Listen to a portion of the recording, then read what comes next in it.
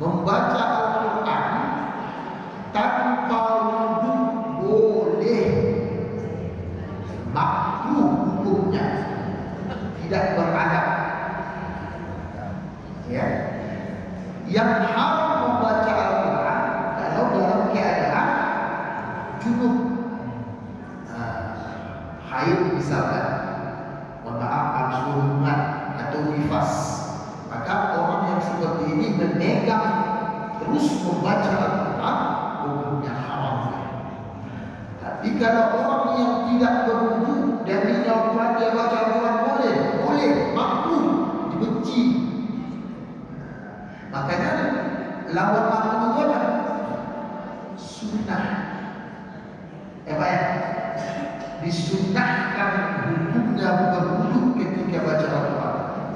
Dan makruh hukumnya baca Al-Quran ketika tidak ada berwudu berhadas kecil. Bapak Ibu yang dirahmati oleh Allah Subhanahu wa taala. Seperti yang disampaikan Ustaz, kita dianjurkan menjaga wudu walaupun kita tidak mau sholat. Misalnya di perjalanan itu udah jaga sholat apa dulu, begitu bisa tempat masuk waktu, ada itu berangkat aja pada sholat mau kerja misalnya atau mau keluar lagi, kita nggak ambil kita langsung kita bersih karena jadi sudah masuk waktu. Jadi wudu yang saya pakai mau berangkat jalan tadi itu, menurut yang tadi saya sampaikan tidak bisa digunakan untuk wudu sholat. Padahal kita memang sudah menjaga hal-hal yang membatalkan wudu kita. Nah, jadi menjadi mengganjal sering kita yang keluar kota ini kita jaga wudu dulu. Mudah-mudahan nanti dapat perjalanan waktu masuk kita nggak perlu lagi wudu. Nah, bagaimana itu Ustaz? Terima kasih. Sudah jelas Pak bahwa wudu yang Bapak kerjakan sebelum perjalanan itu diperlukan untuk sholat. Sudah jelas kan? Sudah ada niat Bapak, nah wudu memang lagi. Nanti kalau masuk waktu sholat, udah tak payah lagi wudu. Itu kan Pak?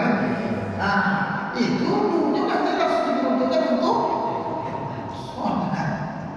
Ini masalah begini, saya mau potong hewan kurban, saya berwudu untuk memotong hewan kurban. Habis memotong hewan kurban mau sholat, wudu lagi. Dan satu lagi, saya juga ditanya di tempat yang lain, Ustaz, bagaimana dengan orang yang istimror, orang yang jaga wudunya? Apakah itu Ustaz ada sunnah, ada fardunya? Oh, ini pengecualian.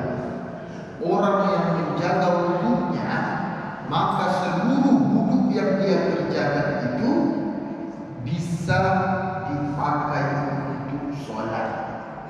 Karena memang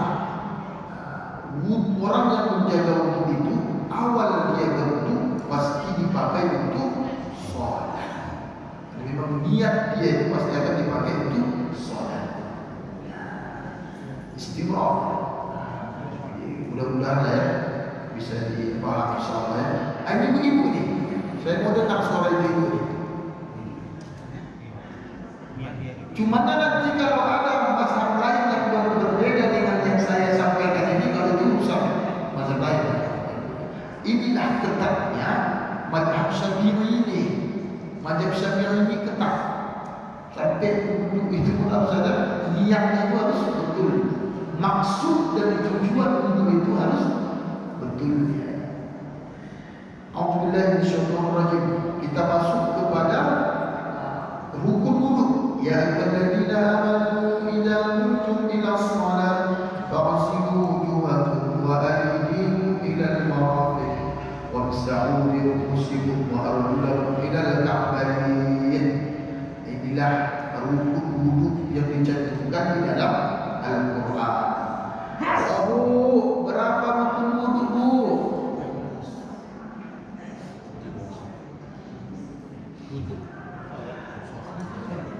Rukun sholat 13. Kembali ibu kepada apa kita kaji anak TK ya. Berapa rukun wudu ibu bersemangat? Hah? Tak ingat. Itu jurus elak pada kematian je ya. Rukun wudu ada enam perkara. Allahumma sholli ala sayyidina. Kadang-kadang awak sering membahas yang besar-besar, yang kecil-kecil awak ya. Mungkin kehadiran saya pada subuh ini ditakdirkan Allah Subhanahu wa taala untuk membahas yang kecil-kecil. Bukan tak tahu Bapak Ibu ini, cuma lupa saja. Ya Bu ya. Lupa.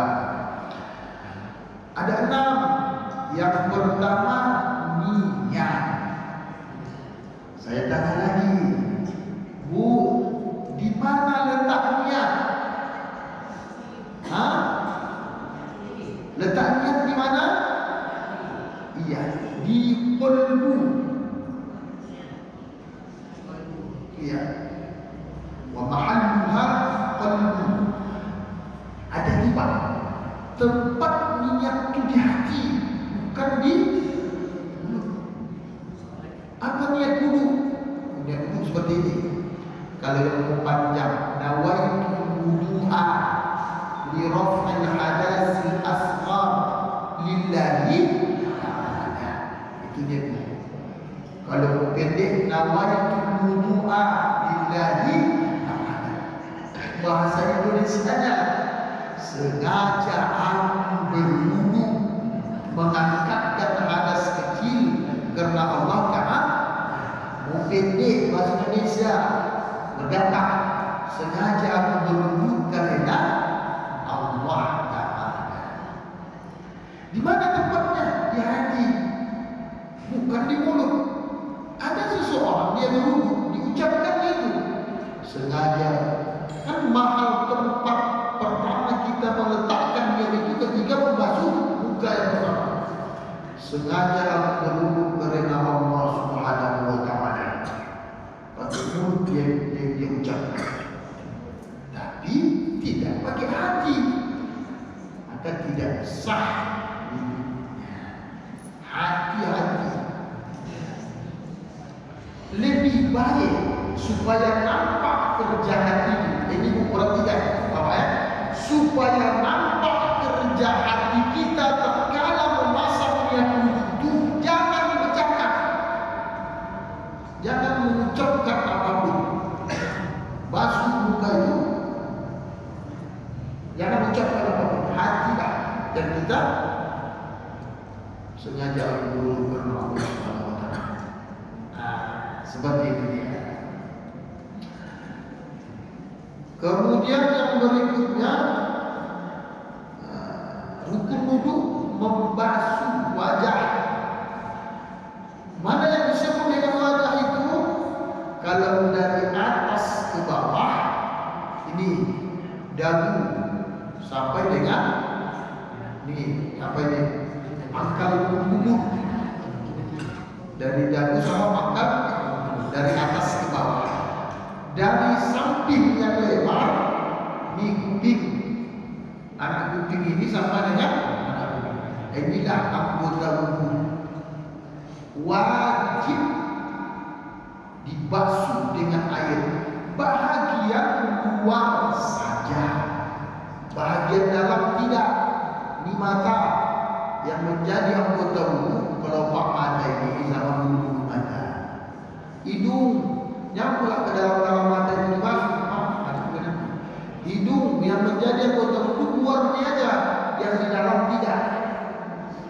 Mulut begitu juga, syafatain, bibir.